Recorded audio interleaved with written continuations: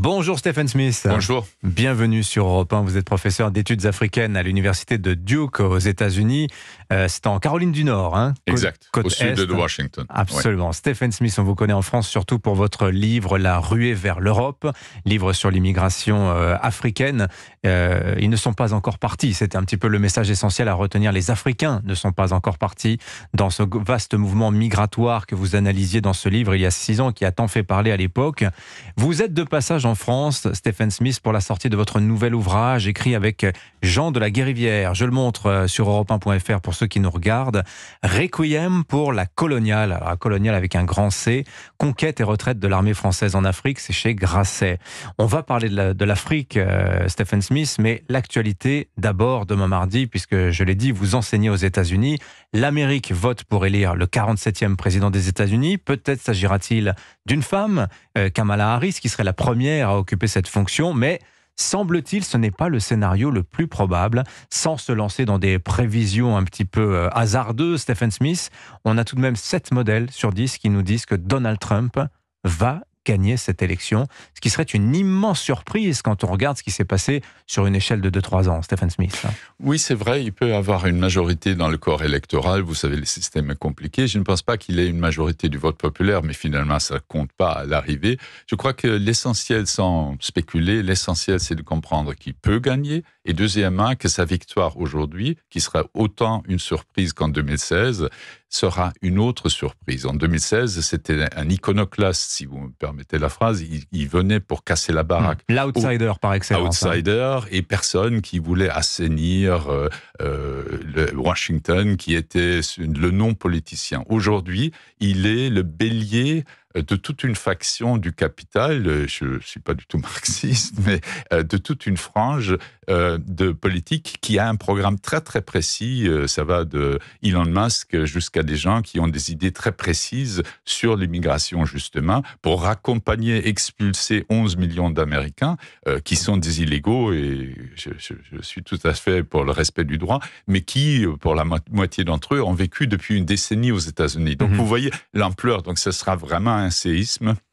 Et Trump, aujourd'hui, n'est pas le Trump d'hier. Aujourd'hui, il est le paravent d'une politique très claire, alors qu'il était une dilettante il y a 10 ans. Il y a une professionnalisation de Donald Trump, finalement, Stephen Smith. Non, il est, pardonnez-moi de le dire comme on le dit à Abidjan, il est né avant la honte, il n'est que narcissisme, mais il est malléable et influençable, et derrière lui, il y a des gens qui pensent et qui aujourd'hui savent ce qu'il faut faire. À l'époque, il ne pouvait même pas nommer des ambassadeurs, il n'avait pas de candidat, il n'avait personne derrière lui. Aujourd'hui, tout ça est en formation. Il sera la tête visible, figure de tête, mais derrière lui, il y a des gens qui savent faire, et c'est plutôt effrayant. Mais alors justement, les proches de Donald Trump, les gens qui l'entourent, qui travaillent avec lui à la campagne, j'ai beaucoup lu ce qu'il disait ces derniers temps de Donald Trump. Il disait il est déterminé à décider lui-même cette fois.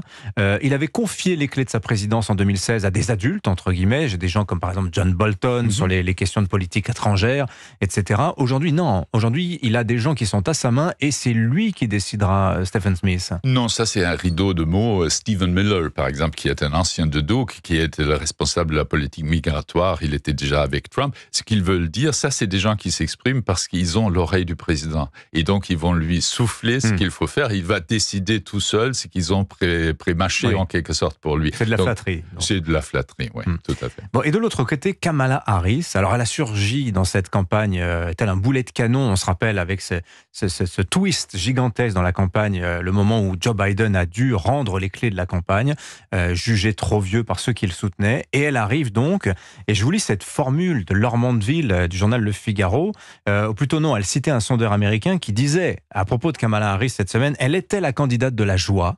Elle est devenue la candidate de la peur, Stephen Smith. Je trouve ça exagéré. Elle n'a commis aucune erreur, c'est-à-dire aucune faute de parcours. Elle était la vice-présidente la moins populaire de toute l'histoire d'Amérique, donc elle partait de loin. Tout le monde était soulagé que Biden finalement rend le tablier, mais le pays aspire à une rupture sans avoir des idées claires. Rupture sur quoi? Et elle ne peut pas incarner cette rupture, donc elle n'a commis aucune faute de parcours, mais elle n'offre rien qui donne un sentiment au pays que les choses vont changer au lendemain du vote. Et aujourd'hui, elle est à la tête d'une coalition du refus. Je peux dire que j'en fais partie de cette majorité, tout sauf Trump, mais est-ce que c'est assez pour se hisser au-dessus des 50%? Ça, c'est la question qui est ouverte. Racontez-nous un petit peu la campagne vue des États-Unis. J'ai dit, vous enseignez à Duke, donc qui est une prestigieuse université de la côte est des États-Unis. On a de France cette image ahurissante des campus américains totalement possédés par le virus woke, avec des manifestations pro-palestiniennes envahissantes, etc. Ça se passe comme ça sur votre campus? Non, comme d'habitude, c'est un peu comme lorsque vous avez un reportage sur une émeute. À côté, il y a un quartier qui est tout à fait tranquille. Chez nous, ça n'a pas fait de vague. Chez nous, pour faire cliché, mais le lobby juif est beaucoup plus fort. Les étudiants qui étaient plutôt favorables aux Palestiniens ne s'exprimaient pas trop, mais ils ont fait un walk-out, donc ils ont quitté la cérémonie de la graduation, de la diplomation. Donc ça se passe très bien. On peut discuter en classe, c'est tout à fait possible. On peut créer un climat. Le wokisme existe, je ne veux absolument pas le nier, mais une conversation contradictoire est tout à fait possible, et vu de près, c'est beaucoup plus nuancé que ça. Ce qui est vrai à la veille de cette élection cruciale, c'est que j'ai jamais vu mon pays aussi nerveux, aussi évidemment polarisé. Vraiment? Mais oui, les gens ont peur que, puisque ça sera une victoire courte, qu'il y aura des lendemains, soit des lendemains assez longs sous Trump, ou il y aura des lendemains d'affrontement, parce qu'il ne va pas reconnaître l'élection, et tout le monde est prêt à ça, cette fois-ci, et ça ne se jouera pas cette fois-ci à Washington, mais plutôt dans les capitales des différents États. Donc ça sera une rébellion décentralisée. Il y a cette idée d'une multiplication de petits 6 janvier. Des foyers, en quelque sorte, des focaux. Et ça, tout le monde en a peur, c'est-à-dire c'est une fausse échéance. On ne tranche pas avec l'élection. L'élection sera suivie de quelque chose qui va continuer, un feuilleton présidentiel ou un affrontement dans la rue. Je pense qu'aussi les institutions sont prêtes. Je n'ai pas peur de ça, puisque je pense que les institutions américaines sont solides. Il n'y a pas d'appui pour Trump au sein de l'armée, au sein de l'appareil sécuritaire, et tout le monde est prêt. Mais bien sûr, une grande démocratie où le sort de la démocratie se décide sur le fil du rasoir, voire dans la rue, c'est quelque chose de très inattendu. Alors, il faut dire aussi à propos de Donald Trump, j'insiste un peu parce que quand même c'est vrai qu'il a un style de campagne très particulier, et là on assiste à des mouvements étonnants. Par exemple, cette séquence avec ce camion poubelle, il arrive en meeting à bord de ce camion pour réagir au faux pas de Joe Biden accusant les électeurs de Donald Trump de garbage, il les traite d'ordures. Et bien voilà, nous sommes des ordures et nous en sommes fiers quelque part, lui rétorque Donald Trump dans ce geste de campagne. Il est aussi l'expression d'une révolte politique, Donald Trump, Stephen Smith. Qu'est-ce qu'on fait avec ça? C'est-à-dire, il est le pôle de ralliement de tous ceux qui se sentent blessés, soit économiquement ou... Les déplorables, comme les avait appelés Hillary Clinton. Et d'ailleurs, cet incident et la répétition de ça, déplorable, ça avait beaucoup desservi Hillary Clinton, donc on rejoue l'épisode. Mais si vous êtes, par exemple, la masculinité toxique blesse beaucoup de gens, il n'y a plus de façon d'être homme positivement, donc vous pouvez vous retrouver dans ces diatribes, dans cette logorée de Trump, vous vous retrouvez en situation de révolte. Oui, vous passez sur tous les excès parce que vous dites au moins il est caché, toutes ces expressions qui sont un peu clichés. Et là, il peut rallier une assez grande majorité, ou en tout cas une part importante de l'opinion nationale, qui n'a très peu de dénominateurs communs, mais chacun a son single issue, la chose qui lui importe beaucoup, et il se reconnaît dans cet homme qui est quand même aussi d'une plasticité assez ordurière, si vous me permettez. Alors, quels ont été les thèmes majeurs de cette campagne, Stephen Smith? Parce que on voit, par exemple, sur la question de l'économie, on est ébahi, vu d'Europe, sur les niveaux de la croissance américaine, et pourtant, l'économie a constitué un enjeu de campagne assez lourd. Mais vous voyez, là, il est assez habile, vous avez raison, mais l'inflation a quand même marginalisé beaucoup de gens, et quand elle diminue, elle ne disparaît pas, les prix sont toujours très élevés. L'Amérique est très, très économiquement polarisée, d'une très grande richesse, mais en Caroline du Nord, dès que je sors des villes, et je vois des gens qui vivent dans des hangars, ils ont le drapeau américain devant eux, devant leur maison, mais c'est assez pauvre, et je pense que beaucoup de Français seraient impressionnés. Et Trump a eu l'habileté de dire aussi que cette bonne économie s'accompagne donc d'un niveau de vie très difficile et qu'un pays d'immigration est constamment en train de faire du dumping social. Donc même des emplois qui sont occupés par des migrants qui sont dans le pays depuis un certain temps, sont aujourd'hui menacés parce que d'autres viennent s'offrir comme jardiniers, etc., toujours à un prix moins élevé. Et ça fait très très peur. Et donc il a finalement gagné, y compris dans les démographies, comme on dit, dans les cohortes, qui normalement devaient être anti-Trump. Les latinos, les noirs américains, etc. Notamment. Voilà ce qu'on pouvait dire à ce stade des opérations. On va suivre donc évidemment demain la journée électorale américaine qui ne sera pas le point final, on le redit, de cette élection. Ça va sans doute s'éterniser pendant plusieurs jours, peut-être même plusieurs semaines. Venons-en à votre livre, Stephen Smith, la raison pour laquelle vous êtes là initialement sur Europe 1, Requiem pour la coloniale. Alors c'est un petit ouvrage. Vous êtes d'ailleurs un auteur qui écrit resserré, Stephen Smith. Vous écrivez assez court dans l'ensemble, mais c'est toujours très dense. Alors la coloniale, on va rappeler ce que c'est. C'est ainsi qu'on surnommait l'armée française qui colonisa toute une partie de l'Afrique au XIXe siècle, qui l'occupa et la conserva en protectorat pendant la guerre froide. Oui, tout à fait. C'est-à-dire là, c'est un livre sur un siècle et demi et nous disons que nous vivons une césure historique. Un siècle et demi de présence française touche à sa fin. Je vous interromps, vous dites nous, parce que vous l'avez écrit avec Jean de La Guérivière. Je me permets de rajouter. Un ami et confrère du Monde, et donc nous l'avons fait. C'est d'ailleurs son idée. Il me disait que les départs successifs de l'armée française, c'était l'actualité, mais que le vrai sujet, c'était cette fin d'époque, un siècle et demi, une certaine présence de la France en Afrique touche à sa fin. Et le deuxième message, c'est qu'au cœur de cette présence, depuis le début, est l'armée française.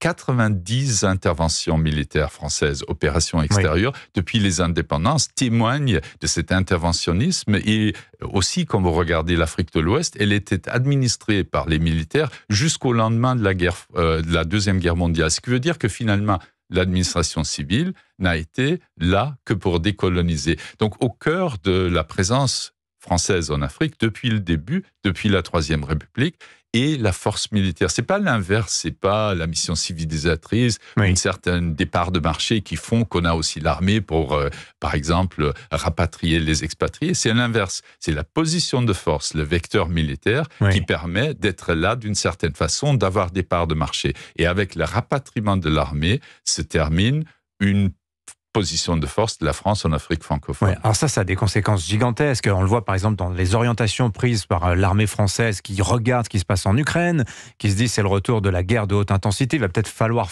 changer notre façon de faire la guerre, changer aussi notre équipement, parce que la coloniale, elle a donné sa forme à l'armée française aussi, Stephen Smith. Vous racontez ça de manière très intéressante. Tout à fait, parce qu'il y a les deux impératifs, c'est la mobilité, la projection de force. Donc vous êtes très bien sur les terrains du tiers-monde. Mais en Ukraine, évidemment, il faut les petits chars légers de l'armée française. Tout à fait, jusqu'à 24 tonnes. Et il faudra jusqu'en 2030 pour changer le reformatage en matériel et aussi en planification. Si vous vouliez faire carrière dans l'armée française, il fallait être là où il y a des opérations. C'est pas en restant en caserne que vous alliez avoir des promotions. Donc tout le monde, les troupes de marine, ce qui est finalement la coloniale, les troupes de marine, c'est 15% de l'armée de terre. Mais sur les 9 chefs d'état-major de l'armée de terre depuis 2010, 7 étaient issus des troupes de marine. Donc vous voyez ces prééminences dans la planification, dans l'équipement, dans la stratégie, et l'armée française aujourd'hui est mal préparée à un affrontement en Ukraine ou en Europe. Donc vous voyez, le passé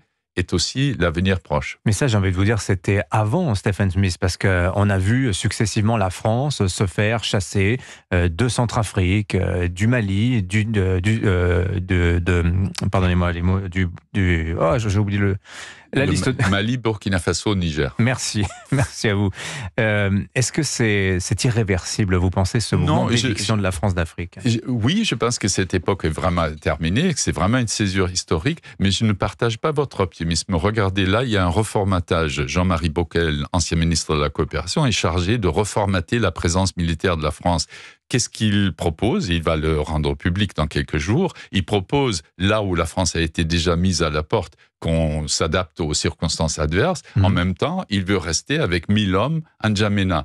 Donc, c'est une adaptation au Tchad. Donc, à l'arrivée, il n'y a toujours pas de politique. Il y a une façon de s'adapter à une situation qui devient hostile, mais il n'y a pas de projection ou une vue d'ensemble. Et donc, on va rester dans un pays qui est une dictature avec une forte présence militaire parce que la France est encore tolérée. Jusqu'au lendemain, Quand Oui. elle ne sera plus, on va adapter à nouveau. Donc on dit à tout bout de champ que c'est la fin de la France-Afrique, c'est la fin qu'on va faire une autre politique, mais c'est le verbe. L'acte ne suit pas. Est-ce que vous diriez qu'aujourd'hui, Stephen Smith, la France regarde sa période coloniale, parce que là, vous nous dites l'armée symbolise cela quelque part, est-ce que la France regarde sa période coloniale en Afrique sans œillères, ou bien au contraire, il y a toujours un regard biaisé, notamment par le sentiment de culpabilité?